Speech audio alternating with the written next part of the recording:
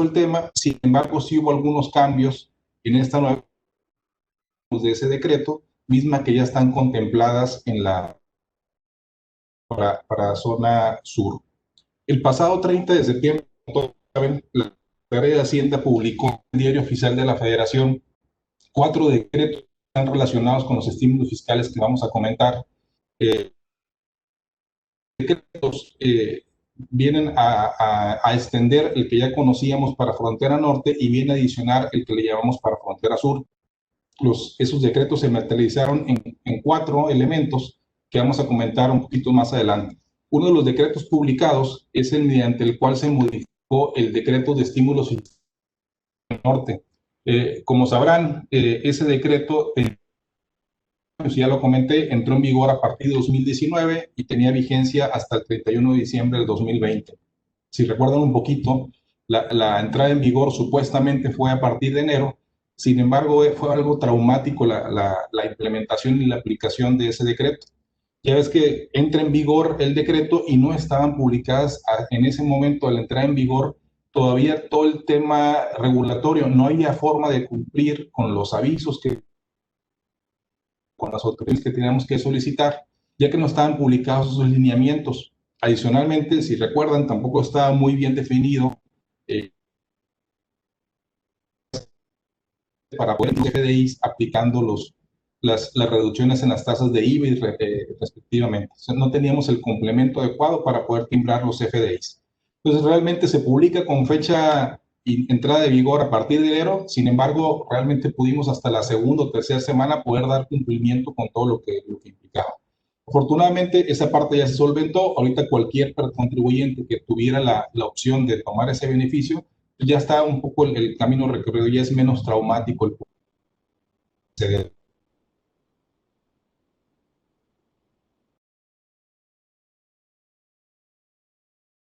A principios de diciembre y todavía no había mucha claridad si ese decreto se iba a extender. Afortunadamente se hace la publicación del decreto que les comento el 30 de diciembre y extienden el periodo de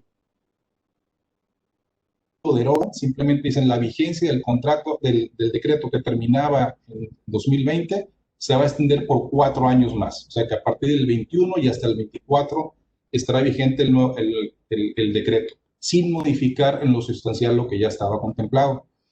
Termina en 2024, cuando efectivamente termina también el periodo de gobierno de nuestro actual presidente. Esa vigencia también viene acompañada de esa extensión de la vigencia, adicionalmente viene acompañada de algunos cambios relevantes, lo cual consiste en algunos otros requisitos para acceder al estímulo fiscal o algunas restricciones que van a tener algunos contribuyentes para poder aplicarlo. Esos requisitos y esas nuevas obligaciones obviamente no estaban contempladas en el decreto que teníamos hasta 2020, habrá que empezarlas a cumplir ahora a partir del 21. O sea, no trae un efecto retroactivo, afortunadamente, esa disposición, y no debiera de tener. Otro de los decretos que también se publicó el mismo día es el decreto de estímulos fiscales para región fronteriza sur, y que es prácticamente el mismo estímulo fiscal que ya traíamos para la región fronteriza norte, es una réplica de esos beneficios. Y para poder aplicarlo, de igual manera entra en vigor a partir de enero del 2021 y estará vigente hasta diciembre del 2024, la misma vigencia que para el decreto de frontera norte. Ese mismo día, el 30 de diciembre, adicionalmente se publica otro decreto. Ese es una réplica un poquito del que traíamos ya en el año pasado y es un estímulo fiscal para la reducción del IEPS, del impuesto especial para productos y servicios que se cause por la enajenación de gasolinas. De igual manera, resulta que las fronterizas no llevan la sur.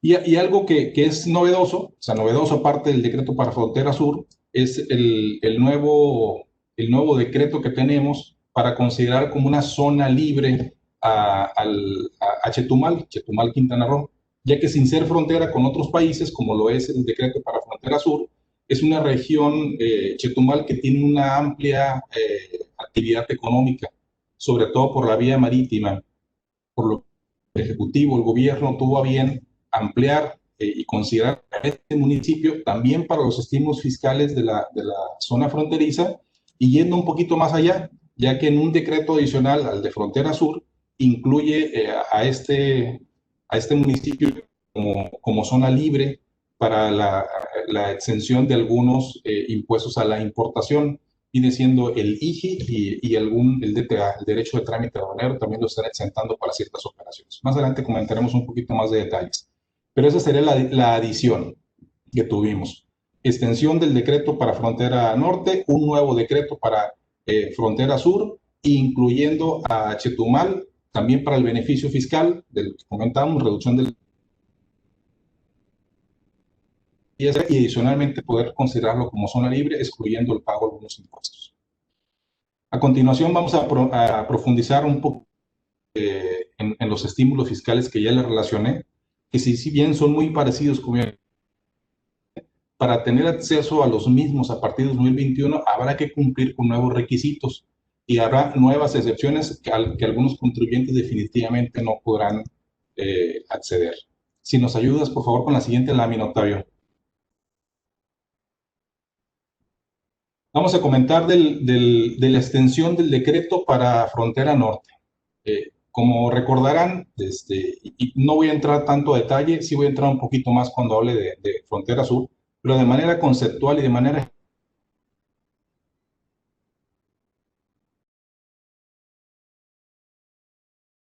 buscaba la reducción efectiva de la tasa del IVA, pasando del 16 al 50, es decir, una disminución del 16 al 8%, es decir, una disminución del 50% en el impuesto que se causa. Y si recuerdan, en materia de ISR, el aplicar este estímulo a ciertos contribuyentes implicaba la reducción de la tasa en un tercio, es decir, pasar de la tasa general que tenemos para personas morales a manera de referencia, pasarla del 30 al 20%. Pero no es que se esté aplicando directamente el 20%, sino que es una reducción y que puede ser progresiva tratando de personas físicas. Entonces te dice, oye, el impuesto que se cause, si eres una persona moral, un tercio del impuesto que hayas causado, te lo voy a eximir del pago. Vas a poder acreditarte una cantidad hasta por ese monto y se va a convertir en una reducción. Las personas físicas, como es una tarifa al final del día, pues es lo mismo, al impuesto que determinemos de acuerdo a esa tarifa, el resultado, digamos, un tercio de ese impuesto será el que se descuente o el que se puedan acreditar. Entonces, ese decreto queda en los mismos términos, básicamente, no se cambia, en el fondo se mantienen los mismos términos, solo unas adiciones que más adelante comentaré. Como recordarán, ese decreto es una aplicación distinta a la ley del impuesto sobre renta, a la ley del IVA. No se modificaron ninguna de las dos disposiciones, es mediante el decreto donde se buscan esos beneficios. Como les comenté, el decreto para la región fronteriza norte se mantiene prácticamente en los mismos términos que veníamos aplicando en 2017. Exactamente los mismos beneficios que ya habíamos, que estaban relacionados, ni siquiera los vuelven a relacionar, simplemente se modifican los apartados que ahorita comento, pero aplica exactamente a los 39 municipios que aplicaba anteriormente, señalados en ese decreto, que corresponden a 6 entidades, que es Baja California, es Sonora, es Chihuahua, Coahuila, Nuevo León y Tamaulipas. Y aplica a los 39 municipios, eso no cambia. Sin embargo, a partir de 2021, los contribuyentes tendrán la posibilidad de acceder a ese estímulo cuando anteriormente no lo tenían. Anteriormente se restringía algún tipo de contribuyentes y ahorita van a tener la posibilidad que no estaban contemplados en el caso, en el decreto anterior. O sea que de hecho, estaban prohibidos que participaran y ahorita los están habilitando. Uno de los contribuyentes que se pueden ver beneficiados de ese estímulo a partir de 2021, no es anterioridad, es que en el nuevo decreto, del estímulo en materia de ISR y de IVA podrá tomarse de manera directa, es decir, antes se ocupaba presentar un aviso y ahorita en la actualidad, hasta 2020 pedías una autorización para poder aplicar el estímulo fiscal y a partir de 2021 ya no habla de autorización, habla de que presentes un aviso. Entonces, Esa facilidad sustituye a la autorización para aplicar los estímulos. En lugar de que me autorice, simplemente le doy un aviso para que me afilies o me inscribas al padrón de beneficiarios del estímulo para región fronteriza norte. Bastará con dar solo el aviso quien opta por aplicarlos. Obviamente la autoridad pues tiene 5 años para cerciorarse, o lo puede hacer de manera semestral o de manera anual, para cerciorarse que efectivamente tengo derecho a aplicar el estímulo fiscal. Y una vez que me revise, pues podrá sancionarme, ¿no? Si lo estaba aplicando indebidamente. Pero ya no ocupo la autorización, solamente tengo que avisar. Presento avisos y con eso es suficiente. Adicionalmente, a partir de 2021, se le permite la inscripción, que anteriormente no estaba, a los contribuyentes publicados en la página del SAT que se les hubiese condonado un crédito fiscal. Antes dice, si te condonamos un crédito fiscal a ti contribuyente, no tienes acceso a los estímulos fiscales, tanto del IVA como la ley de impuestos sobre la renta. A partir de 2021 va a haber excepciones. Si te condoné un crédito fiscal a ti, podrás accesar siempre y cuando haya sido únicamente para el pago de multas. O sea, si el crédito fiscal, si me puede acceso,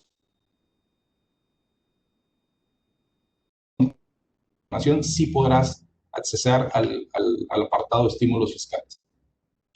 ¿Qué otro cambio hay? Hay restricciones, como les comenté. Viene en los mismos términos que ha estado 2020. Facilidades, ya no te ocupas autorización, únicamente das aviso. Si tenías un crédito fiscal y te lo condoné, pero solamente te condoné el pago de multas, de todas formas tienes acceso al crédito fiscal, pero tiene dos restricciones muy importantes que no estaban anteriormente.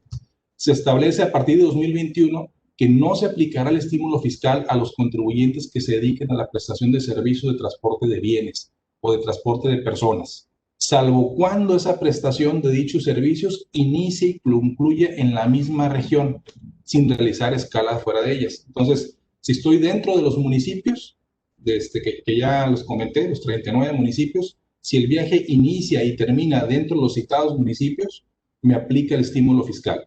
Pero si inicia y termina fuera de algunos de sus municipios, no tiene acceso al estímulo fiscal. Esa regulación no estaba, a partir del 21 lo va a estar. ¿Qué otro cambio hubo para 2021? Ahora se incluyen nuevos requisitos que deberán cumplir los contribuyentes, ya sean personas físicas o morales, que pretendan aplicar el estímulo, que son dos básicamente. El principal, y es algo que no lo teníamos hasta el año pasado, es que un requisito para que puedas acceder es que no te encuentres en un procedimiento de restricción temporal del uso de sellos digitales. Es decir, que no tengas suspendido tus sellos. Y eso es de conformidad con el artículo 17 bis del Código. No podrás optar por aplicar el estímulo fiscal si tienes suspensión temporal de tus sellos digitales. El otro requisito, pues muy alineado al anterior, es no tener cancelados los sellos emitidos para el SAT de los comprobantes fiscales por Internet, de conformidad con el artículo 17. Nuevas restricciones que no las teníamos y habrá que tomarlas en cuenta. Y adicionalmente hay una muy, muy importante, que no tengamos operaciones o que no estemos en la lista del 69. O sea, si un contribuyente tuvo operaciones o se encuentra enlistado con algún contribuyente del 69 del Código Fiscal de la Federación, no podrá aplicar los dos estímulos, tanto lo del IVA como el ISR, la reducción de las tasas. Entonces, cuidado, tenemos que estar vigilando, pues, obviamente no cabe en 69, pero sobre todo no tener operaciones con contribuyentes de 69. La siguiente, por favor. Hay un nuevo decreto de estímulos fiscales para la región fronteriza sur. Debido, entre varios aspectos que vienen en la exposición de motivos, el gobierno federal consideró prioritario establecer mecanismos que impulsen el desarrollo en la economía de los contribuyentes en la región fronteriza sur. Esto dice el propio decreto con la finalidad de estimular y acrecentar y fomentar la productividad de los empleos. Por eso consideró bien también el mismo decreto que teníamos para frontera norte, incluirlo a frontera sur. ¿A qué municipios cubre? Está cubriendo 23 municipios de los estados de Quintana Roo, de Chiapas, de Campeche y de Tabasco. O sea, de esos 3 estados, hay 20 municipios en los que se van a aplicar este beneficio fiscal. Está incluido también Quintana Roo, que es Otón Blanco, que ahorita vamos a comentar, porque ese tiene el otro beneficio adicional. ¿Para quién aplica los estímulos fiscales? Ya lo comentamos, prácticamente mismos términos de frontera no, pero aplica para todos los contribuyentes que tengan su domicilio fiscal o que tengan alguna sucursal en esos municipios en los que hago referencia, en los 23 municipios de esos 5 estados, tendrán posibilidad, y digo posibilidad porque es una opción, y es una opción que puede ser disociada. Puedo optar por aplicar el estímulo fiscal para ISR o puedo optar por aplicar el estímulo del IVA o puedo optar por los dos. Entonces, tengo la posibilidad de optar por alguno de ellos dos. No es obligatorio que opte necesariamente por cada uno de ellos, porque puedo no cumplir los requisitos para cada uno de ellos. A tener la posibilidad de aplicarlos, que aquellos contribuyentes que tengan su domicilio fiscal, una sucursal en esos municipios que comenté, estímulo, ya lo dijimos, reducción de la tasa efectiva al 50% de IVA, y en el caso de ISR, el estímulo consiste en un acreditamiento hasta una tercera parte del ISR que se cause. El estímulo se otorga a contribuyentes que perciban exclusivamente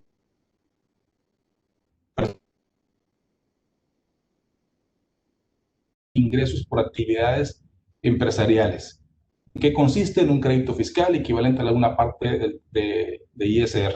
¿Y por qué digo exclusivamente actividades empresariales? Eso quiere decir que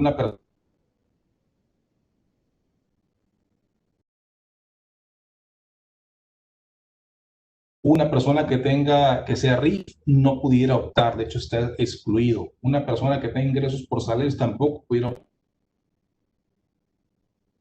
Es muy conclusivo y es muy directo, que aplica especialmente a personas físicas con actividad empresarial y ciertas personas morales. Ahorita comentaremos cuáles están excluidas. ¿Qué dice el decreto? Que para poder gozar del estímulo fiscal, los contribuyentes deberán acreditar que han tenido me refiero al de ISR, que han tenido su domicilio fiscal en la región fronteriza sur por lo menos durante 18 meses inmediatos anteriores a la fecha en que se presente el aviso de inscripción al padrón de beneficiarios del estímulo fiscal. Y lo reitero, aviso de inscripción, no es una autorización. Yo solamente voy, me inscribo al padrón porque yo asumo que cumplo con los requisitos para poder optar por ese beneficio. ¿Qué más me dice el decreto? Que para la obtención del beneficio fiscal, los beneficiarios deberán percibir ingresos. ¿Qué se entiende por exclusivo? Dice que cuando por lo menos el 90% de los ingresos en el ejercicio inmediato anterior, o sea, 2020, tendríamos que voltear a ver, pues correspondieron o los obtuve solamente en los citados municipios que comprenden la región fronteriza sur. ¿Qué más me Para obtener los beneficios en materia de ISR, los contribuyentes deberán presentar el aviso de inscripción. ¿Cuándo? A más tardar el 31 de marzo del ejercicio fiscal de que se trata. Entonces, a más tardar el 31 de marzo de cada año debo estar aplicando, realizando la inscripción. En materia de ISR me dice a más tardar el 31 de marzo del ejercicio fiscal de que se trate. Entonces, seguramente si no viene una aclaración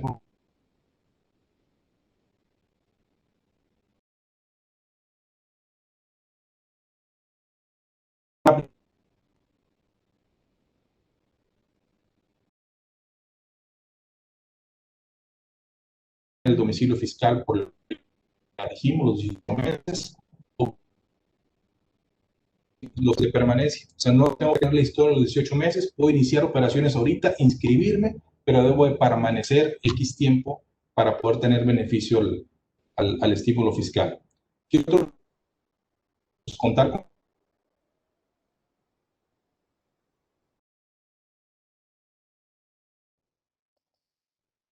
Juan Luis, perdón, ¿puedes repetir lo que En es que cualquier...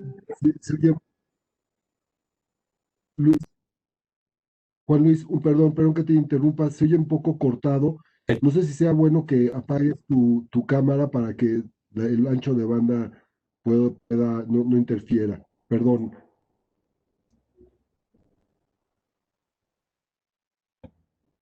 Un segundo.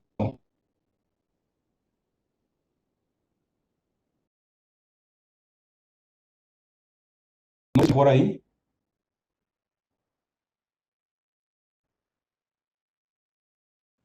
Sí, Sí, pero ya volviste a prender la cámara. A ver, perfecto, habla.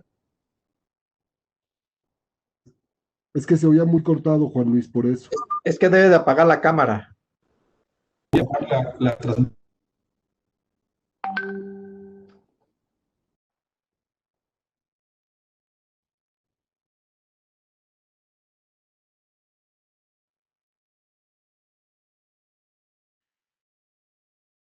Unos problemas Ya técnicos, una dijimos que disculpa. meter, que presentar. No se escucha. A ver, si quieres, vuelvo a empezar.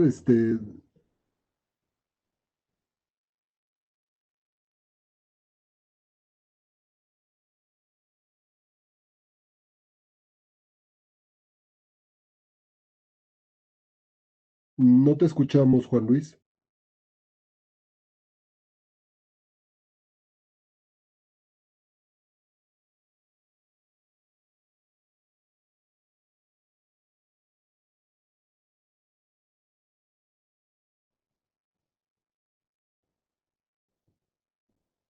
Sí, veo que estamos teniendo unos problemas técnicos. Eh, no sé si podamos, esperemos ¿Me unos, están unos escuchando cuantos ahí, minutos. Jaime? Aquí ya te escuchamos. Gracias, Juan Luis. Adelante. Perdón. Les comentaba, les hablaba del estímulo en materia de impuestos sobre la renta. También tenemos el estímulo en materia del IVA. Y ahí está un poquito más sencillo de cumplir. Restrictivo, no hay tantas obligaciones a estar cumpliendo para poder tener el beneficio en materia de impuesto al valor agregado. ¿En qué consiste el estímulo? Ya lo dijimos, es una reducción del 50% de la tasa de IVA aplicable a personas físicas o morales que realicen actos o actividades de enajenación de bienes, de prestación de servicios independientes o del uso o goce temporal de bienes. Y ahí, ojo, exclusivamente en los locales o establecimientos ubicados de fronteriza sur. Y es tener ahí mucho cuidado. Quien tiene derecho al estímulo es el que traslada el IVA. Ese que va a trasladar el IVA, que se trata de un impuesto directo que al final del día el beneficiario es el usuario final. Pero quien traslada tiene la obligación, para efectos de aplicar ese estímulo, tiene que tener como requisito que la prestación de servicio o la entrega del bien se realice exclusivamente en locales o establecimientos ubicados en la región fronteriza sur. O sea, si una persona física presta sus servicios eh, profesionales en alguno de los municipios de la región fronteriza, la prestación si se lleva a cabo ahí, sí puede trasladar el IVA con la tasa reducida. Pero si esa misma persona física se mueve a una ubicación distinta a los municipios y es ahí donde presta físicamente el servicio, aún y cuando él fiscal en la región fronteriza sur, no podrá aplicar el estímulo fiscal. Se especifica también que en la prestación de transporte de bienes o de personas, lo mismo que ya habíamos precisado anteriormente para el estímulo en materia de frontera norte, dice que cuando se trate de transporte de bienes o personas vía terrestre, marítima o aérea, solo en los casos en los que el servicio inicie y concluya en la región fronteriza sur, se podrá aplicar el estímulo fiscal en materia de IVA. De lo contrario, no aplicaría. ¿Qué otro requisito me dice? Que establece que los contribuyentes que se encuentren realizando actividades en la región fronteriza sur deberán presentar un aviso de aplicación al estímulo fiscal en materia de IVA dentro de los 30 días naturales siguientes a la entrada en vigor del presente decreto. Y ahí aguas. Ahí te dice que pareciera ser que lo presento en una sola ocasión y en materia de ISR pareciera ser que tengo que estarlo presentando de manera anual. De hecho, sería nuestro criterio ese. ISR se presenta anual si quisiera aplicar el estímulo fiscal, IVA pareciera ser solamente a la entrada en vigor del presente decreto. ¿Qué más me dice el decreto? Que en caso de contribuyentes que inicien actividades o cuando hagan apertura de sucursales con posterioridad a la entrada en vigor, deberán presentar el aviso. Y ahí sí, te da un plazo de 15 días después de que te hagas el registro o la apertura de la sucursal. Otro tema dice el decreto, que los estímulos fiscales que se otorgan en el presente decreto no van a ser considerados como ingresos para impuestos sobre la renta. y como una medida de simplificación administrativa se relevará a los contribuyentes de la obligación de presentar el aviso del acreditamiento de estímulo fiscal. O sea, recordemos que el código me da la obligación de que cuando esté aplicando estímulos fiscales, yo haga la presentación de un aviso anual de los que apliqué. Entonces, tiene dos bondades, tanto el del IVA como el del ISR. Esos decretos no van a ser considerados ingresos acumulables para quien los aplique.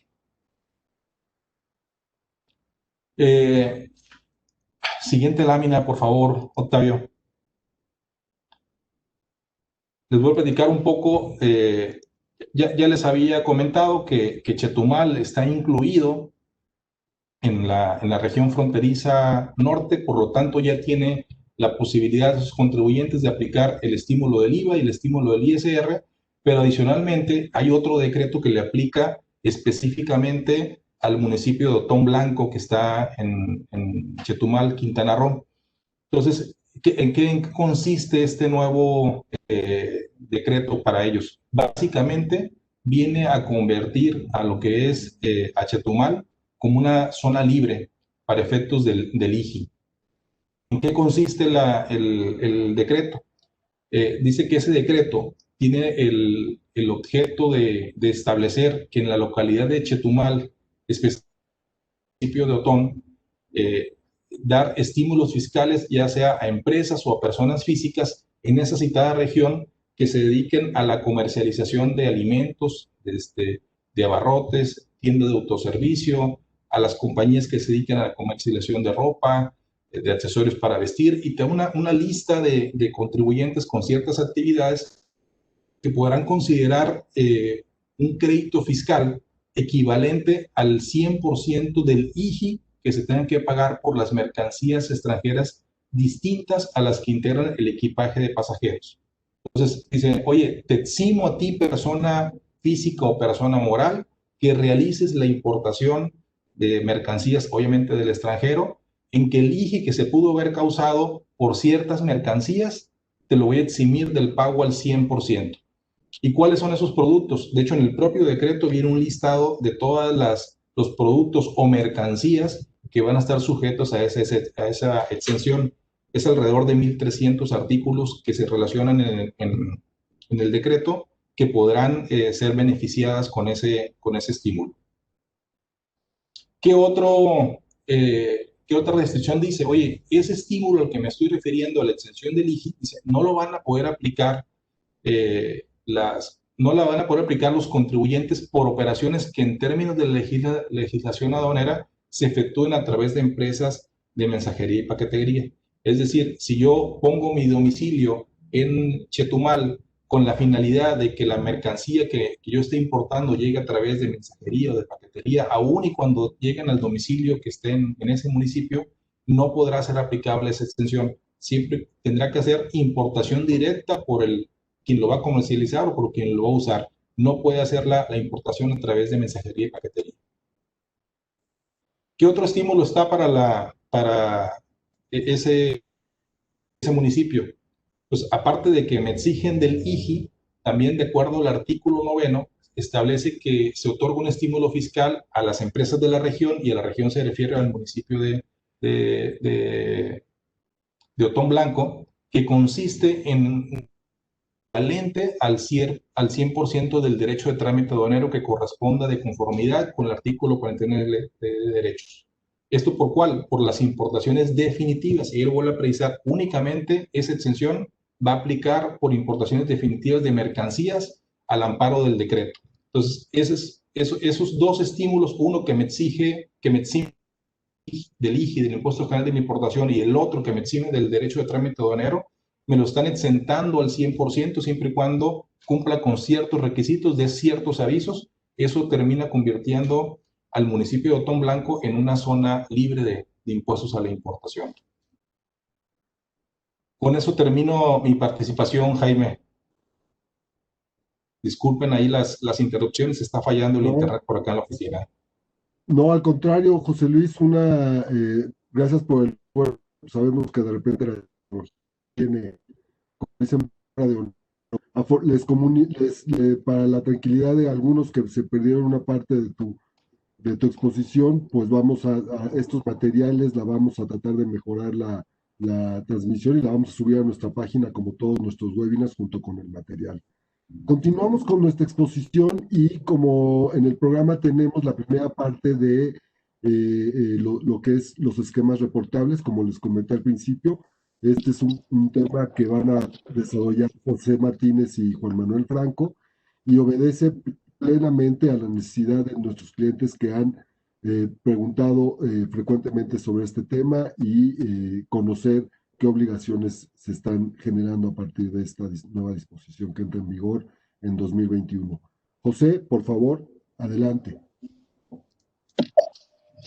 Muy buenos días a todos. Les agradecemos su presencia, su paciencia y entendemos que esta situación de la pandemia nos ha generado muchos asuntos donde tenemos que estarnos comunicando por esta vía. Sin embargo, creo que esto nos va a ayudar muchísimo para agilizar muchas presentaciones en todos los ámbitos e incluso creo que esto va a generar muchas reducciones en las cuestiones de los arrendamientos de bienes inmuebles, por la razón de que ahora estamos trabajando desde nuestras casas o en algunas ocasiones desde nuestras oficinas. Entonces les doy la más cordial bienvenida y quiero empezar con la conclusión del tema que a mí me toca. La conclusión es, el gobierno federal quiere prácticamente contribuyentes ejemplares, contribuyentes que seamos llenos de moralidad. En otras palabras, que no nos desviemos o no busquemos cómo obtener un beneficio fiscal, y desde luego lo que se pretende son los beneficios económicos. Entonces, quiero comentarles que este beneficio que se puede obtener está regulado. Empezaría diciéndoles en esta presentación que lo que buscan estos esquemas reportables son evitar que los contribuyentes tengan beneficios que sean inferiores, los beneficios económicos que sean inferiores al beneficio fiscal obtenido. En otras palabras, tenemos que estar analizando cada una de las situaciones o de los hechos o actos jurídicos que se vayan a presentar y analizar si cada hecho o acto jurídico va a generar un beneficio mayor económico que el beneficio fiscal. Si el beneficio fiscal es mayor que el beneficio económico, entonces la autoridad, digamos que legalmente puede deshacer los actos jurídicos. Algunos dirían que va a remasterizar el acto jurídico. Quiero decirles que creo que nuestro compañero Juan Luis tiene abierto su micrófono. Le pediría de favor si nos pudiera ayudar a encerrarlo. Gracias. Entonces, quiero comentarles que estos beneficios, en cada acto que se haga, les pido que analicemos, sea quien sea su asesor, su despacho o internamente, que analicen en cada hecho si hay un beneficio económico y si hay un beneficio fiscal. Si hay un beneficio fiscal, tenemos que ver que ese beneficio fiscal no sea mayor al beneficio económico. De lo contrario, la autoridad va a remasterizar, que no es otra cosa más que deshacer los actos jurídicos. Aquí entramos en una problemática general. De acuerdo con el artículo 5º constitucional, que es el derecho al trabajo, que ahí establece el derecho al comercio, que establece que no debe haber violaciones por parte de ningún gobierno a la libertad, y la libertad es un concepto general. Cuando hablamos de libertad, no estamos hablando de la libertad de expresión exclusivamente. Y hablando de ese artículo 5º constitucional, habla de la libertad de trabajo, de la libertad de comercio, dedicados evidentemente siendo actos o funciones lícitas. Si son ilícitas, evidentemente ya conocemos las consecuencias, que es pena corporal, aún. Entonces, por favor, ¿pudiera pasar la siguiente lámina, Octavio?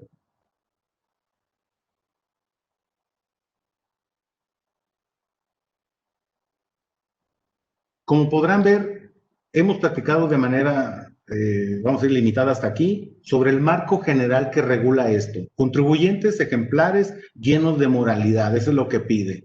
Cualquier acto indebido va a ser sancionado por las leyes, tanto fiscales como leyes penales. E incluso hay momentos en que se puede considerar que si hay defraudación fiscal, la defraudación fiscal se va a considerar como delincuencia organizada.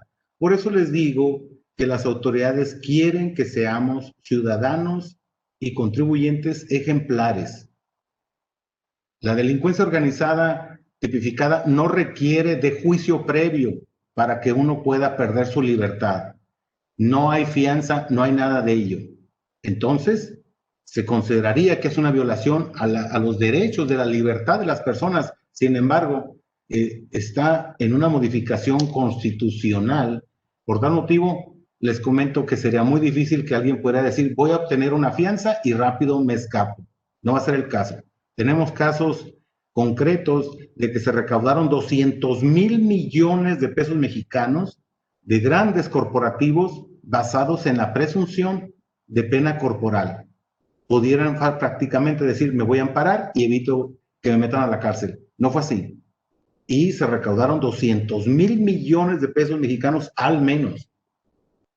Entonces, quiero decirles que estos esquemas reportables son esquemas que van a generar o un beneficio fiscal mayor al económico.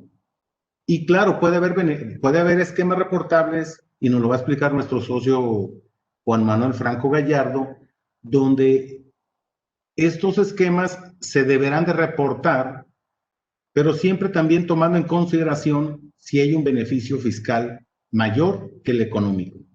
Ahora bien, esto no quiere decir que si se presenta una situación jurídica que pudiera parecer que es un esquema reportable, pudiera ser que no. Y voy a ser concreto. Una determinación de representación legal. Esta asignación de representación legal es un acto jurídico. No es un hecho jurídico, es un acto jurídico. Este acto no necesariamente se tiene que reportar. Sin embargo, pensemos en una reestructura de un corporativo o un grupo de empresas. A este grupo de empresas, por lo general, ustedes saben que se le llama en inglés pool of interest. Este pool of interest o mesa de intereses, puede ser que estemos hablando de 1, 2, 3, 5, 10, 100 empresas y cada accionista o cada empresario pone a disposición del organizador qué se va a hacer para crear una nueva. Y la primera pregunta es, oye, ¿es un esquema reportable? Pues desde luego que una reestructura puede tener muchísimos actos jurídicos y puede tener un beneficio económico. Bueno, se tendrá que analizar y cada hecho se va a tener que analizar. ¿Quiénes la pueden proponer? ¿Quién sería el asesor? Bien puede ser un alto ejecutivo, bien puede ser un gran empresario o un pequeño empresario y solicitar con sus demás congéneres hacer una reestructura. Y cualquiera de ellos que intervengan, sean internos, sean externos, abogados, contadores, arquitectos, ingenieros, etcétera, etcétera, todos los que intervengan y que se considere o califique como esquema reportable, se considera asesor fiscal. Esto no quiere decir que es exclusivo de abogados y contadores. Tu servidor es abogado sin barra, que significa no tengo el título de abogado. Sin embargo, tengo toda la formación de abogado y aparte soy contador público y tengo otros estudios que ya los que me conocen lo saben. Entonces, el asesor fiscal sería cualquier persona. ¿Dónde se encuentra el asesor fiscal? Puede estar en México, puede estar en Estados Unidos, puede estar en Europa, puede estar en cualquier parte del mundo. Y el objetivo de esto es que si ese esquema reportable tuvo un beneficio en México, se tendrá que decir quiénes participaron en ese esquema reportable. Más adelante se va a ver que se tiene que reportar cada esquema reportable y se van a reportar al mes siguiente. Me anticipo y les digo, nace una nueva obligación mensual para cada empresa, para cada persona física y moral. Se tendrán que presentar declaraciones de esquemas reportables al siguiente mes. ¿Quiénes son los obligados? tanto el asesor fiscal, que ya dije que pueden ser cualquier persona, o bien pueden ser las personas morales. Y hay obligaciones que se van a presentar en primera instancia con la persona moral o el contribuyente y en segunda instancia con los asesores fiscales. ¿Qué tipo de esquemas reportables hay? Nuestro socio, Juan Manuel, va a ser el que nos diga qué son los esquemas reportables generalizados y cuáles serán los esquemas reportables personalizados, que yo creo que desde su concepto se entienden. El beneficio fiscal obtenido en México, ese es el objetivo. Oye, yo tuve un beneficio fiscal fuera de México. No necesariamente va a ser un esquema reportable. Pueden participar gente del extranjero, pero si de alguna manera el beneficio está en México, vamos a tener que ver que ese beneficio fiscal nunca sea mayor al beneficio económico. Digo y continúo, puede haber un beneficio fiscal, pero si hay un beneficio económico mayor al fiscal, no tenemos problema. Y el SAT o las autoridades hacendarias no podrán remasterizar o deshacer los actos jurídicos. Si el beneficio fiscal es mayor que el económico, se van a deshacer.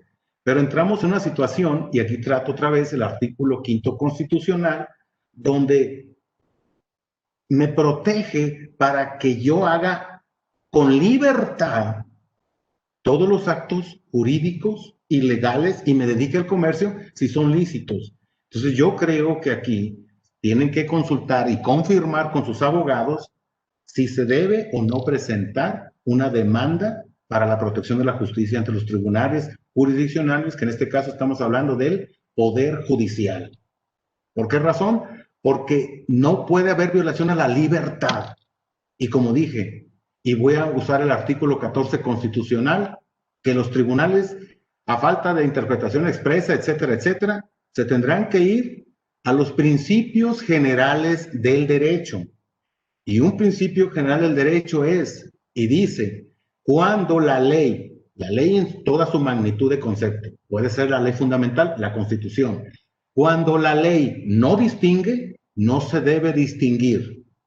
Entonces, el artículo 5º constitucional, creo que es el tercer párrafo, nos habla de la libertad que no puede transgredir las autoridades gubernamentales, estarían violando la libertad de comercio. Y la libertad de comercio puede traer beneficios fiscales mayores. Entonces, es un ambiente en el que su servidor, como su amigo, como asesor, como compañero, etcétera, les pide con su asesor de confianza, sea el despacho que sea el abogado que sea el contador que sea la persona que sea, pregúntenle si pueden obtener la protección de la justicia. Entonces, este es un asunto bastante complejo, no va a ser fácil, pero así es como se mejoran las sociedades. Siguiente, por favor.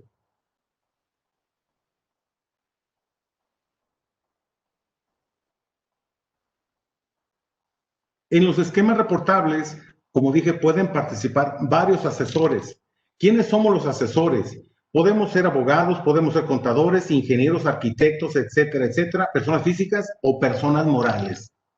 Y esos somos los que vamos a hacer o participar como asesores en los esquemas reportables. Entrega de información. Dije anteriormente que tenemos que presentar ya una nueva declaración, incluso declaraciones complementarias, cada mes, siempre y cuando se presenten hechos o actos jurídicos que constituyan esquemas reportables. Si una empresa no tiene ningún esquema reportable en el mes, lo tengo que decir, al mes siguiente no presentará nada. Sin embargo, si en un mes tiene esquemas reportables, al siguiente mes lo tendrá que presentar. Emisión o entrega de información. La entrega de información está establecida en el capítulo 2 de la resolución miscelánea fiscal, perdón, capítulo 2 y del capítulo 21, donde viene todo lo que se tendrá que reportar y cómo se tendrá que reportar. En este caso, viene la ficha 298 y luego, si hay alguna modificación al esquema reportado o a la información que se había dado previamente, se podrá presentar una declaración complementaria y esto estará en la regla 221.2. Y vienen una serie de reglas que es hasta, si no mal recuerdo, hasta la 2021, de las reglas que se tendrán que estar analizando para ver qué información en concreto debemos de presentar. Emisión de constancias. Dice, asesores liberados de esta obligación. ¿Cuándo se libera el asesor? Cuando dice, oye, el contribuyente, yo voy a presentar la declaración de esquema reportable y tú, asesor fiscal, no lo tienes que hacer. Oye, ¿qué sucede si no participaron externos y solamente internos en los hechos o actos jurídicos? Bueno, todos los que hayan participado deberán estar en esa declaración. ¿Qué va a llevar? ¿Qué información va a llevar esa declaración? En un momento más se los voy a decir. Pero lo que quiero puntualizar es que ese esquema reportable va a ser declarado por el contribuyente porque no participaron externos. Recordemos que ustedes tienen gente experta en sus empresas, tienen ingenieros, tienen arquitectos, tienen abogados, tienen economistas, tienen doctores. Según el tipo de organización de la que estemos hablando, tienen expertos y conocen muy bien su negocio y muchas veces no le preguntan a terceros ajenos a su entidad. Bueno, ustedes tendrán que presentar esa información. Pero en el ejemplo que quiero decir es, si yo soy hipotético, un ingeniero que participé, pero no estoy de acuerdo con la dirección en lo que está diciendo, yo que participé puedo presentar una declaración complementaria a lo que hizo mi director general de qué presentar como esquema reportable. Soy el contador, no estoy de acuerdo con lo que está presentando la dirección general, entonces yo puedo presentar una complementaria de esquema reportable para decir por qué no estoy de acuerdo y tengo que fundar en hechos, en datos, que más adelante voy a decir todo lo que tiene que llevar esos esquemas reportables. Los voy a mencionar de manera general más adelante, pero son muchísimos datos que los conocemos, en los hechos los conocemos. En el caso de la emisión de esa constancia, bien le dice, yo director general, le digo a mi gente, no se preocupen, yo voy a reportarlo por ustedes y ya. Pero le digo también al asesor externo, oye, yo voy a reportarlo por ustedes, primero porque la ley me obliga a que yo lo haga, o segundo, porque no necesito que tú lo hagas, yo lo voy a hacer. Y entonces el contribuyente presenta el esquema reportable al SAT al mes siguiente. La siguiente, por favor, valga la expresión.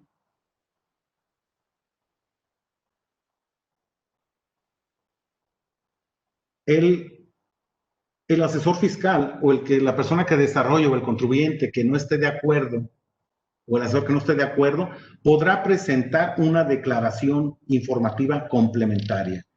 Esta bien puede ser porque no estoy de acuerdo o bien porque faltan datos al esquema reportable y tendré que presentar una declaración informativa complementaria. E insisto, se hizo, por ejemplo, se hace en enero y lo primero que nos va a pasar es que lo tenemos que presentar en febrero. Sin embargo, aquí puntualizo algo.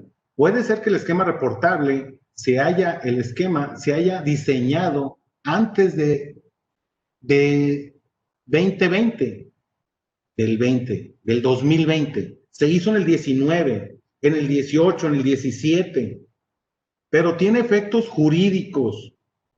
En el 21, en este año, tiene la obligación de reportarse única y exclusivamente por los contribuyentes. El asesor fiscal externo no lo va a hacer. Es obligación del contribuyente siempre y cuando provenga de antes del 20 y tenga beneficios económicos y fiscales en el 21 y en adelante. Obligación del asesor fiscal, presentar declaración informativa en febrero. Y no va a ser en febrero. Marzo, abril, mayo, junio, etcétera, todo el año, siempre y cuando se hayan generado en un mes esquemas reportables. En términos globales, son 14 esquemas reportables que engloban muchísima información, muchísimos actos jurídicos y hechos, y nos lo va a explicar nuestro socio Juan Manuel Franco. En la siguiente parte dice justificación de la no revelación y secreto profesional. Tenemos un caso donde estamos luchando y aquí lo van a tener que dirimir, que es resolver los tribunales jurisdiccionales, en otras palabras, el Poder Judicial. El secreto profesional lo tenemos en nuestras normas, de nuestros colegios, en nuestras asociaciones. Alguna parte se menciona en la Ley de Educación Profesional, etcétera, etcétera. Sin embargo, está tutelado en el artículo 16, párrafo 12, que las comunicaciones son privadas. Y estamos tutelados por el artículo 5 constitucional, donde dice que tengo derecho a cualquier profesión siendo lícita y que las autoridades no me pueden coartar mi libertad. Entonces estamos ante una situación donde, repito, se tendrá que ver con abogados, si obtenemos la producción de la justicia y que estos resuelvan. La siguiente, por favor.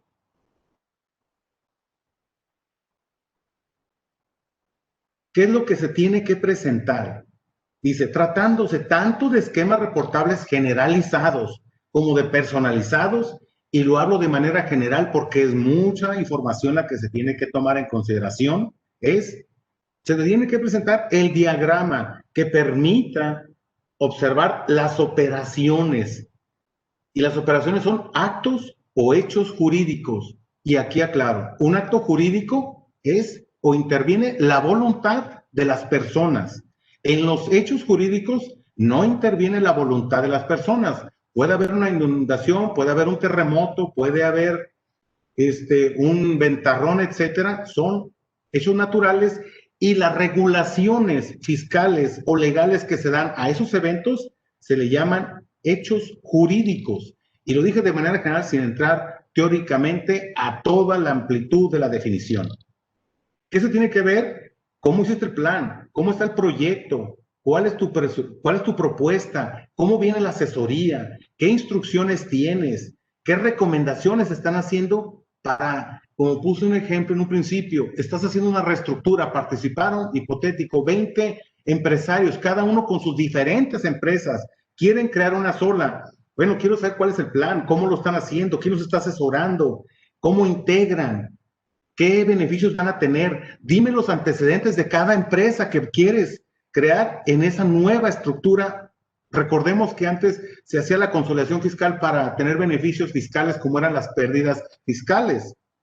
Y ahora, si estuviéramos agarrando ese ejemplo, diríamos, oye, dame los antecedentes de las pérdidas, quiero saber qué son, las conclusiones a las que quieres llegar con hacer esa reestructura, creando una nueva empresa única que se beneficie de todo.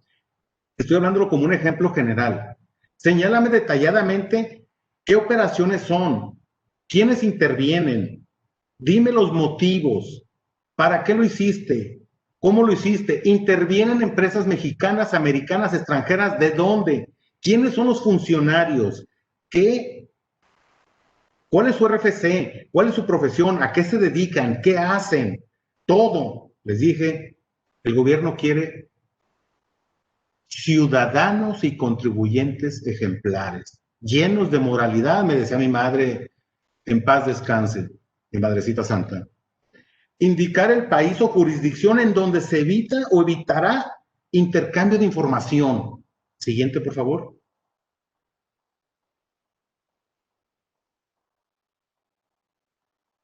Y lo mismo para los esquemas reportables personalizados, aparte de los que acabo de decir, también los personalizados nos pide algo más. Y esto es enunciativo, no es limitativo. La regla, como dije, 2.21 establece todos los requisitos para cada esquema reportable. Cada esquema reportable, y lo insisto, tiene sus requisitos y estos prácticamente aplican a todos. Dime la fecha exacta o la fecha aproximada en que vas a llevar el esquema reportable y qué operaciones son.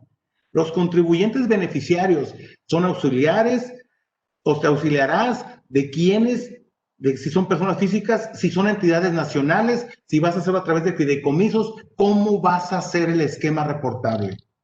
Y si va a beneficiar en México y quiénes intervienen en el extranjero. Con o sin establecimiento permanente, depende del caso. Señalar la razón del negocio, los motivos, beneficiarios, autoridades extranjeras que intervienen, autoridades mexicanas, autoridades financieras, si lo vas a hacer con bancos, si intervienen los bancos, quiero toda la información de los bancos, funcionarios, etcétera, etcétera. Datos de la institución financiera sujeta a reportar, como su nombre, denominación, razón, residencia, su RFC, número de identificación fiscal si está en Estados Unidos o en otra parte del mundo, según corresponda. ¿A qué te dedicas?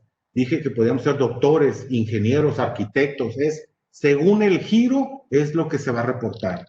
Y es importante que lo tomemos en consideración. No echemos, por favor, en saco roto esto que les estoy diciendo. Por favor, consúltenlo. Y aunque sé que puede parecerles costoso, simplemente les doy un dato. La multa mínima por no reportar para el asesor fiscal es de 50,000 pesos, la mínima. La máxima, 20 millones por esquema no reportado. Entonces, estoy hablando de muchas multas, de mucho dinero que se tiene que pagar si no ponemos atención en esto. Por su atención, muchas gracias y les cedo la palabra a nuestro socio director Jaime Saga. Muchísimas gracias, José. Creo que muy clara tu exposición. Y sin más preámbulo, le cedo la palabra a Juan Manuel Franco para que, por favor, dé la segunda parte de este tema tan interesante. Adelante, Juan Manuel. Sí, bueno, muy buenas tardes. Mi tema es la segunda parte de esquemas reportables. Y como ustedes ya saben, pues es este tipo de esquemas reportables pues vienen de la acción 12 de BEPS, que es a nivel internacional por los países del G20 o de la OCDE.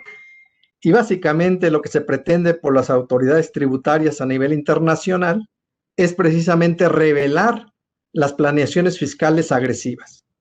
Yo recuerdo hace muchos años, a un gran amigo, pero ya debe tener más de 20 años que me comentaba, lo cual para mí era, no le creía, cuando decía, no, es que los asesores fiscales, el fisco federal debe de solicitar a los asesores fiscales que las planeaciones fiscales se tienen que someter a consideración de la autoridad. Y la verdad, en aquellos entonces, en aquellos años, pues ya la verdad me reía porque yo decía, pues no puede ser posible. Sin embargo, llegó el día en que esto es una realidad.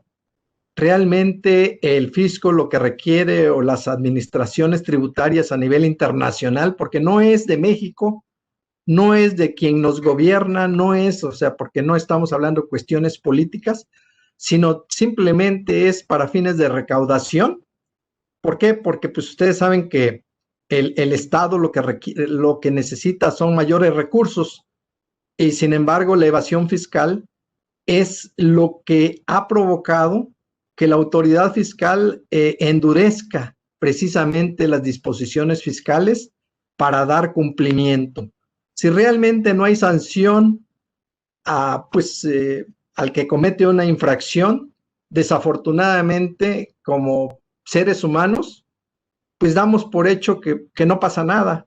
Es como cuando nosotros nos pasamos un alto y pensamos que pues, realmente el alto pues no tiene sanción, es un hecho y es la voluntad unilateral de uno solo, porque nadie nos obligó a que realmente nos pasáramos ese alto, pero automáticamente estamos cometiendo una infracción. Entonces, entrando de lleno en materia, pues vamos a ver los contribuyentes que están obligados a reportar este tipo de esquemas, de acuerdo al artículo 198 del Código Fiscal de la Federación. Ustedes deben de recordar que los fundamentos legales precisamente de los esquemas reportables no están en la Ley de Impuesto a la Renta, sino están en el Código Fiscal de la Federación y hay reglas que señalan los requisitos que hay que cumplir. Y aquí, en primer lugar, cuando el asesor fiscal no proporciona el número de identificación del esquema reportable emitido por el SAT en este caso, ni le otorgue constancia a su cliente, que es contribuyente para el SAT, que señale que el esquema no es reportable. Entonces, en este caso, el contribuyente es el obligado a reportar. Segundo, cuando el esquema reportable haya sido diseñado, organizado, implementado y administrado por él, es decir, el cliente diseñó ese esquema, no tuvo ningún asesor fiscal que le apoyara y como consecuencia, él tiene la obligación de reportar.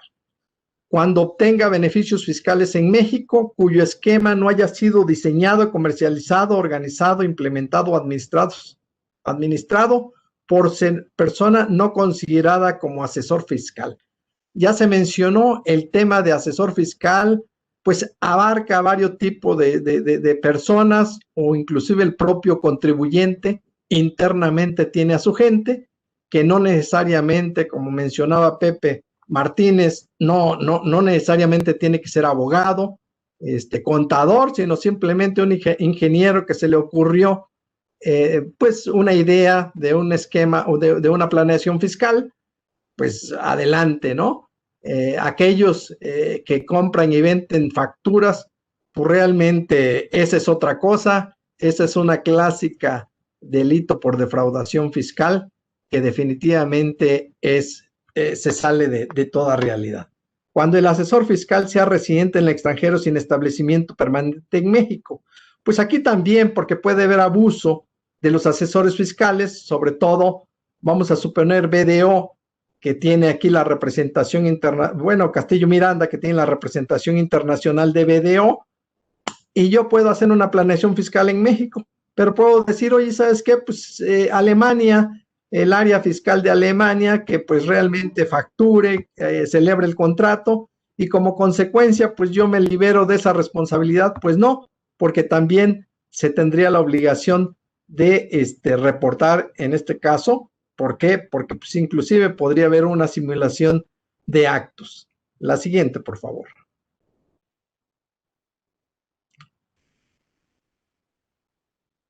También cuando el asesor fiscal tenga un impedimento legal para revelar estos esquemas, el contribuyente o su cliente, en este caso, que es lo mismo, es el obligado a reportar. Cuando exista un acuerdo entre el asesor fiscal y el contribuyente y como consecuencia este último se obliga a revelar, ¿sabes qué? Yo diseñé una planeación fiscal o una opinión fiscal que realmente se debe de reportar y como consecuencia me voy a poner de acuerdo con mi cliente para ver quién lo va a reportar. Los contribuyentes residentes en México y residentes en el extranjero con establecimiento permanente en México, cuando sus declaraciones reflejen un beneficio de esquema reportable. Como ya se mencionó, el artículo 5A del Código Fiscal de la Federación establece para efectos fiscales qué debemos de entender como razón de negocios. Y pues en pocas palabras, cuando el beneficio fiscal es mayor que el beneficio económico, automáticamente pues realmente no hay una razón de negocios. Es diferente en el campo de los negocios, ¿qué es una razón de negocios? ¿Qué es una razón de negocios en materia fiscal? La materia fiscal en el artículo 5A, que pues prácticamente ahí define lo que debemos de entender como tal, es diferente a cuando nosotros decimos, bueno, vamos a comprar una empresa. ¿Por qué? Porque dicen muchos, oye, tiene atributos fiscales. Pues para ti esa es la razón de negocios, pero para el fisco no, porque es al contrario. Tú estás obteniendo un beneficio fiscal mayor que el económico y como consecuencia, ¿sabes qué? Es un esquema reportable y yo como autoridad puedo ejercer las facultades de comprobación para ver si realmente hubo una simulación de actos y recaracterizarte la operación. También deberán de reportar cuando realicen operaciones con partes relacionadas residentes en el extranjero y dichos esquemas generen beneficios fiscales en México. Aquí prácticamente el que nada debe, nada teme, y aquí las acciones BEPS son precisamente para no erosionar la base del impuesto. ¿Por qué? Porque tratándose de operaciones entre partes relacionadas, pues en muchas ocasiones lo que hacen las empresas es llevarse a las utilidades que se generan, en este caso en México, a otros países sobre esquemas de elaborar contratos, hacer contratos por know-how, asistencia técnica o regalías, pero no hay materialidad de las operaciones. Entonces hay que tener mucho cuidado con esto. La siguiente, por favor. Sí, aquí también, ¿qué ¿qué es el concepto de esquema reportable? Pues cualquiera que pueda generar directa o indirectamente la obtención de un beneficio fiscal en México y tenga alguna de las siguientes características, ¿verdad? Si aquí la empresa o bien el asesor fiscal evita el intercambio de información de acuerdo a los acuerdos que tiene celebrada la autoridad fiscal con administraciones de otros países, automáticamente pues hay que reportar. Evite que realmente se considere que la operación es un refipre, siendo refipre, pues automáticamente tenemos que considerar que esto es un esquema reportable. Vamos a suponer una empresa que paga a algún gasto o algún tipo de servicio a una empresa que se encuentre en otros países, como puede ser inclusive Estados Unidos, pero si la empresa que está en Estados Unidos es una,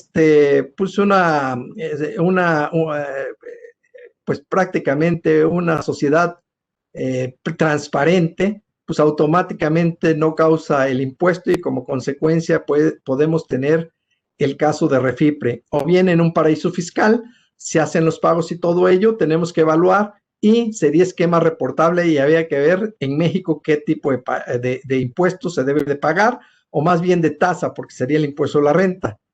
Aquellos actos jurídicos que permitan la transmisión de pérdidas fiscales. Si realmente una empresa o un empresario realiza compraventa de acciones, porque recuérdense que las pérdidas fiscales no se compran, lo que se compran son las acciones y como consecuencia, si alguien compra una empresa con pérdidas con la única finalidad de amortizarlas y obtener un beneficio fiscal mayor que el económico, automáticamente es un esquema que se debe de reportar. Pagos o operaciones interconectadas que retornen a quien efectuó el pago. O sea, si yo le pago como sociedad civil a uno de mis socios, pues realmente retiro esa cuenta de utilidades y posteriormente me regrese ese dinero con la finalidad de evitar el pago del impuesto, hay que tener mucho en consideración que esto puede ser un esquema reportable. En cada caso, yo diría, hay que asesorarse bien para tener la certeza de que son esquemas reportables o no, porque como ya lo dijo Pepe, las sanciones van de 50,000 a 20 millones de pesos por algunos esquemas que no se reporten. Involucren a un residente en el extranjero que aplique convenios para evitar la doble imposición respecto a los ingresos que no estén grabados en otro país o se graben a una tasa reducida. Aquí hay que tener mucho cuidado porque muchas veces en operaciones sobre todo de reestructuración, compraventa de acciones, muchas veces dices, ¿sabes qué? No, pues estás en Estados Unidos, muévete a Holanda y ¿sabes qué? Pues vamos a evitar el pago del impuesto a través de estos actos jurídicos y como consecuencia en México no vas a pagar el impuesto y allá como está exenta la operación, pues no va a haber doble tributación, ni siquiera una sola, y nos evitamos el pago del impuesto. Es una típica simulación cayendo en defraudación fiscal. La siguiente, por favor. Hay que reportarlo.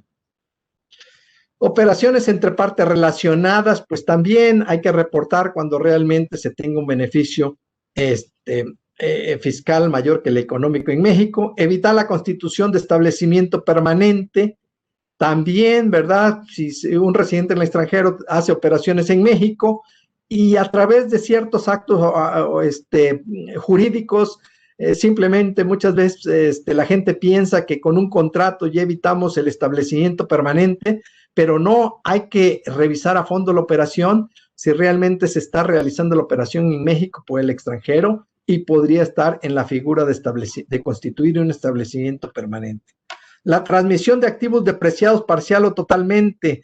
Si yo transmito a otra empresa, aunque sea parte relacionada, activos que ya están al 100% depreciados y le estoy dando un valor independientemente que acumule yo al momento de transmitir esa propiedad, ese bien, le estoy generando un valor a esa inversión y como consecuencia quien la recibió como tal, ya sea con motivo de aportación o una enajenación, pues va a poder depreciar o amortizar y como consecuencia sería un esquema reportable. Involucre un mecanismo híbrido, pues aquí también va muy junto con pegado, con los mecanismos, con los refipres.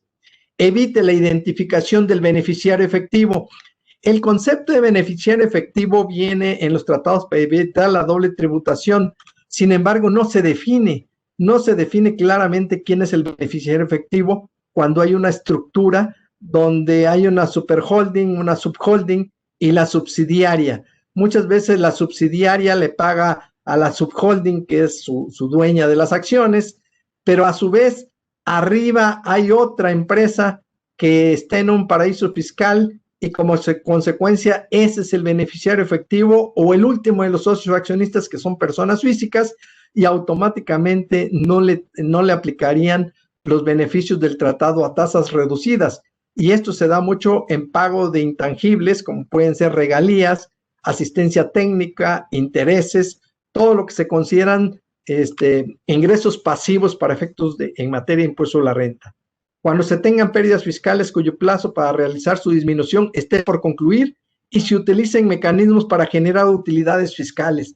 ¿Sabes qué? Es una empresa que ya lleva el 9º año y tiene todavía pérdidas pendientes por amortizar, pero el año que entra vencen. ¿Sabes qué? Pues vamos a generarle ingresos para que pueda amortizar las pérdidas a otra empresa y la otra empresa pueda deducir, o bien a su vez generar pérdida y nuevamente borrón y cuenta nueva. Entonces ya se dio cuenta el fisco que por ahí le han estado metiendo gol y como consecuencia es un esquema reportable.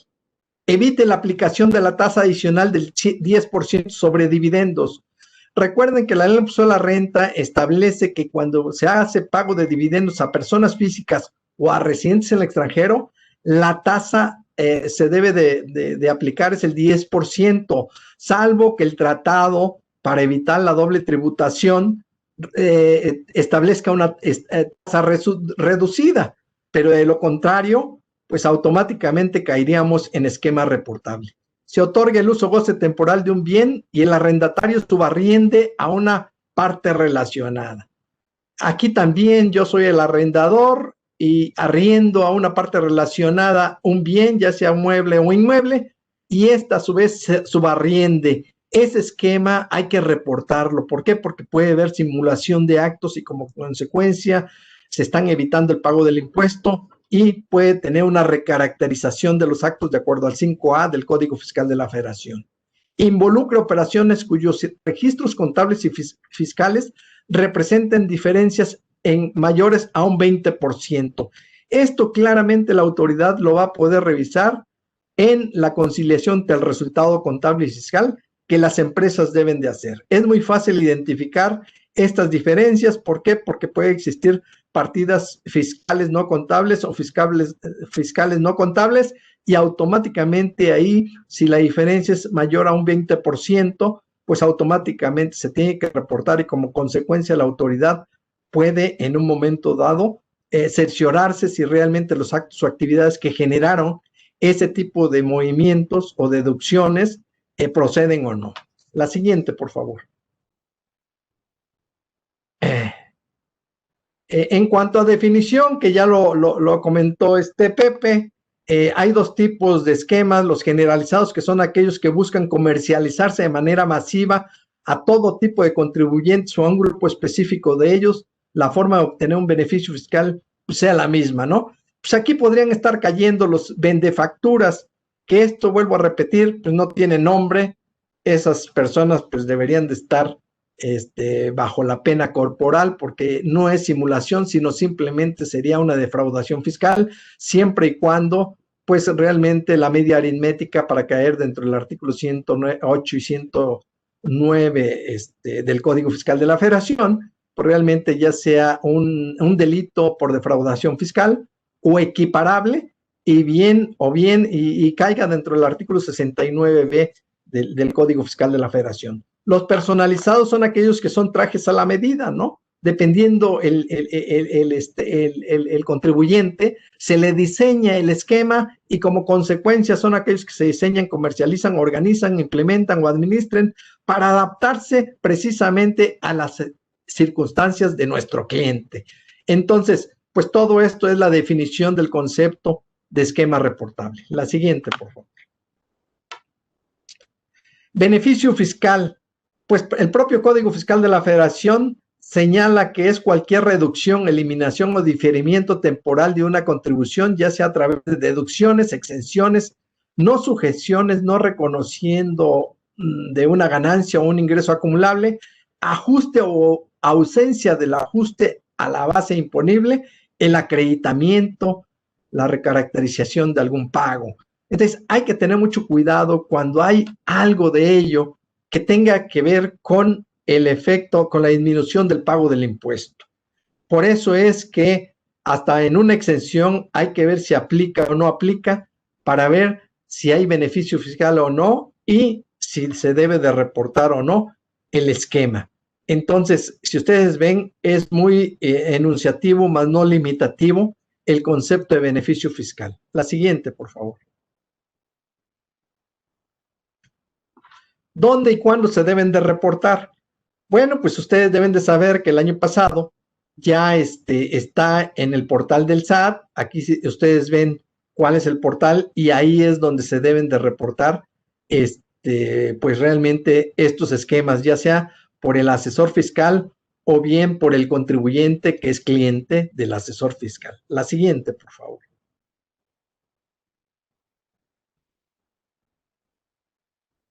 ¿Cuándo se deben de reportar? Los generalizados se deben de reportar a más tardar dentro de los 30 días hábiles siguientes al día en que se realice el primer contacto para su comercialización, y los personalizados dentro de los 30 días hábiles siguientes al día en que el esquema esté disponible para su implementación, o bien se realice el primer hecho o acto jurídico que forme parte del esquema, lo que suceda primero. Ojo, esto es para los que realmente esquemas reportables que se vayan a aplicar y se generen a partir del 1 de enero de 2021. Sin embargo, ustedes deben de recordar que todo aquel esquema reportable que realmente se haya afectado la base imponible, es decir, el resultado fiscal del ejercicio de 2020, se tiene que reportar en este año 2021.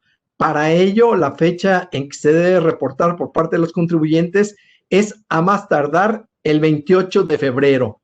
Como consecuencia, esos son para los que se afectan la base en 2020. ¿Qué quiere decir esto? Que es más, cualquier efecto o hecho que realmente afecte el resultado fiscal de 2020. Pueden ser que sea una pérdida fiscal que se haya generado en hace 8 años y que todavía tenga un remanente pendiente de amortizar y que el contribuyente la amortice o la haya amortizado en 2020, automáticamente la tendría que reportar.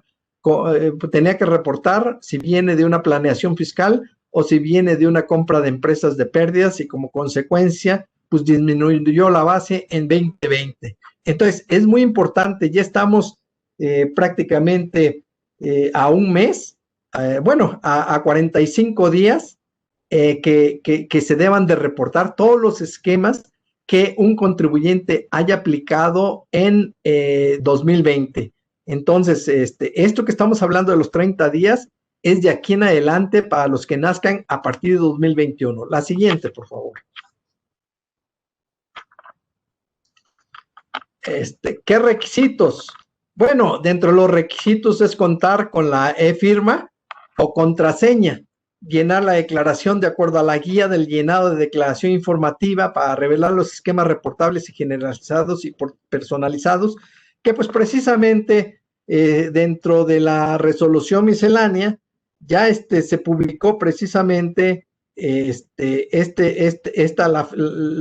fichas de trámites, las 298 del Código Fiscal de la Federación, y lo señala la regla 2.21.1. Entonces, ya todo esto, pues prácticamente lo tenemos listo para que los contribuyentes puedan cumplir con sus obligaciones en tiempo y forma. La siguiente, por favor. ¿Qué documentos obtiene ya sea el contribuyente o el asesor fiscal que deba de reportar? Bueno, cuando se presente ante el SAT a través de su portal, debe obtener un acuse de recibo por parte del SAT, un certificado que contiene el número de identificación del esquema reportable. Recuerden que pues un contribuyente puede tener 2 o 3 esquemas o más, no necesariamente uno durante el año. Pudo haber aplicado varios esquemas y por cada esquema tiene que ser un reporte. Entonces, el fisco federal le dará la identificación de cada esquema al contribuyente o asesor fiscal precisamente para que lo tenga presente y al final de cuentas esto lo presente cada vez que presente el esquema reportable, independientemente que tiene que presentar una declaración informativa en el mes de febrero, independientemente de las que debe de presentar en forma mensual, debe de presentar una declaración informativa anual a más tardar el mes de febrero. La siguiente, por favor.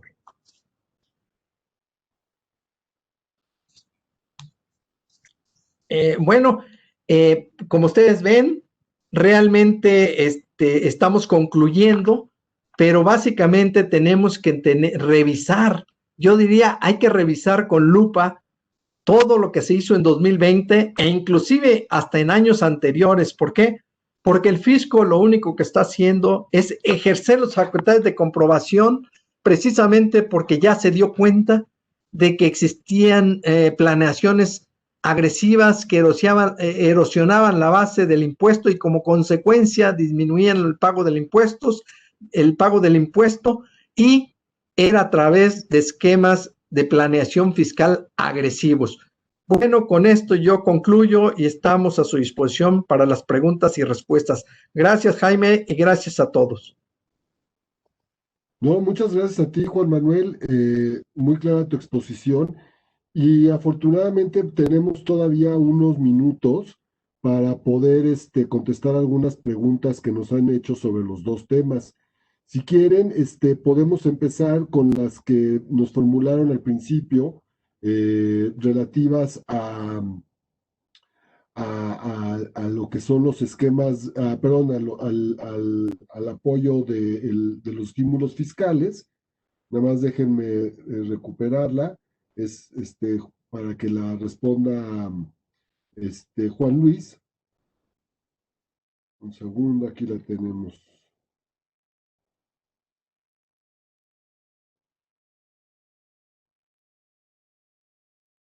Un segundito, ¿eh?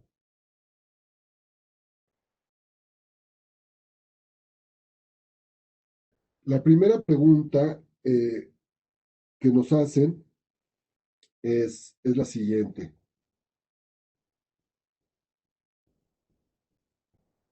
Buenos días, mi pregunta es, ¿estos beneficios, es una pregunta que Juan Luis, si nos echas la mano para contestarla, ¿estos beneficios aplican también para sucursales en Quintana Roo? Consideramos ahí que la respuesta es sí, las operaciones se realizan exclusivamente en el municipio de Otón, Pompeyo Blanco, sí tendríamos derecho a aplicar los estímulos fiscales, porque es muy preciso el decreto que solamente aplica para el municipio de Otón, Pompeyo Blanco. Entonces, Quintana Roo en general sería aplicable solo sí por las operaciones que estén en el municipio que les hago mención. Entonces, muchas gracias. Oye, Jaime, nada más abundando un poquito en la respuesta de Juan Luis, yo creo que hay que separar los dos estímulos. Uno es renta y dos es IVA. Y realmente aquí están hablando de una sucursal. Aquí hay que ver la preponderancia de los ingresos para efectos de renta. Por ahí me quedé, Juan Manuel, iba a precisar exactamente eso. Adelante, adelante, Juan. En materia de IVA, efectivamente, si se cumple con el requisito de que la operación de enajenación se perfeccione, la entrega-recepción sea en esa sucursal, tendremos acceso al estímulo del IVA, o si la prestación también se realiza en el municipio de mención.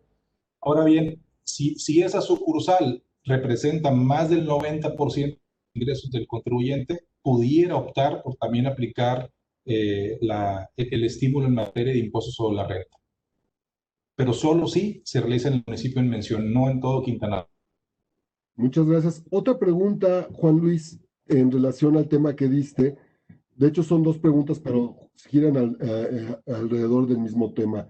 La primera nos las hace Jorge Alejandro Valle Dice, buen día, en relación con el decreto de zona fronteriza de zona fronteriza norte, para efectos de IVA, si algún contribuyente inscrito para estímulo de IVA debe volver a presentar el aviso para 2021. Y la siguiente pregunta en ese mismo sentido es una pregunta, esto nos hace, Patricia Márquez, dice, una pregunta, si presenté mi aviso para IVA del estímulo de la frontera norte en 2020 para seguir utilizándolo para el ejercicio de 2021, ¿debo presentar de nueva cuenta mi aviso ante el SAT? Ok. Ahí consideramos que no es necesario volver a presentar el aviso en materia de IVA. Si revisamos el decreto que se publicó el 31 de diciembre de 2018, era muy preciso en qué momento y por qué periodo se presentaba el aviso en materia del estímulo de IVA. La fracción segunda del artículo 12º dice que tienen la obligación, los contribuyentes que quieren aplicar el estímulo fiscal, de presentar dentro de los 30 días naturales siguientes a la entrada en vigor del presente decreto. Se refería a la parte de IVA. Entonces, solamente se presenta una vez cuando entró en vigor el decreto. Y el decreto, afortunadamente, como lo comenté, no se derogó. Por el contrario, se extendió su vigencia en el artículo primero transitorio. Ahora dice, oye, entra en vigor a partir de 2019 y entra hasta 2024. Por lo que parecía ser que no resulta obligatorio volver a presentar el aviso porque esté extendido y solamente que inicie operaciones, ese sí tendrá que presentar el aviso. Pero quien ya lo presentó no será necesario. Muchas gracias. Ahora una pregunta, no sé si nos la puedan responder a la limón, mis estimados Juan Manuel y José. Va en el sentido, es la siguiente, dice, entonces, ¿qué pasará cuando una sociedad civil preste un servicio en diciembre y se cobra en enero del año siguiente? ¿Se considera esquema reportable por la diferencia de más del 20% entre lo contable y lo fiscal?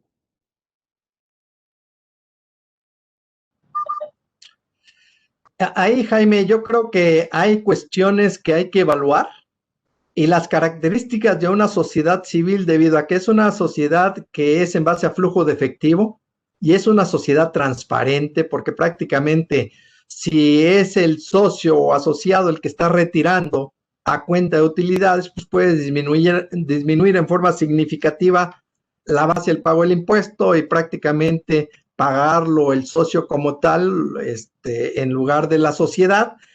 Yo creo que ahí sería una situación de que no necesariamente tiene que ser esquema reportable.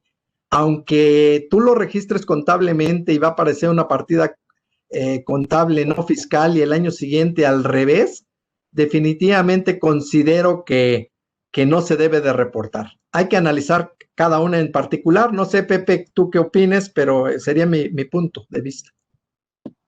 Sí, de acuerdo completamente, Juan Manuel. Ya ahondar más en eso sería redundante, de acuerdo. Y una última pregunta, José Martínez, yo creo que a ver si tú nos puedes ayudar.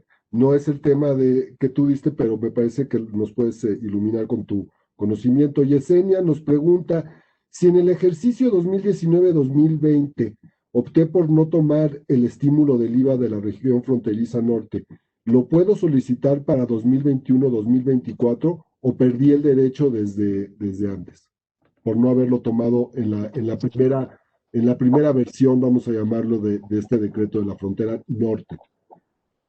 Mira, en mi caso, para mi gusto, como el nuevo decreto, bueno, se extiende la vigencia del decreto, digamos que jurídicamente es una apertura del nuevo decreto.